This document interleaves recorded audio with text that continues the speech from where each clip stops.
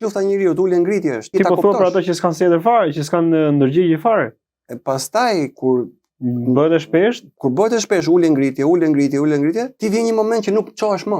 Nuk ke më ndërgjegje. Aty pastaj ikën, largohet zëri ndërgjegjes. Nuk e dëgjon, ma dëgjohet sa më zbet edhe sa zhduket fare. Ignorant komplet. Ti pastaj je përfer shoku edhe se ke kuptuar, ti ke vdek përpara se të vdesësh.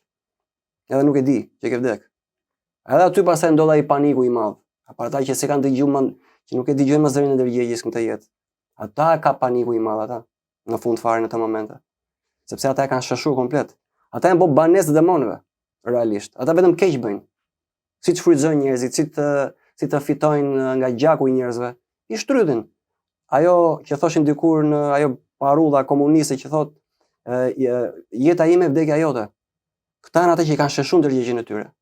Nuk duan t'ia dinë fare se do vuja ai tjetri.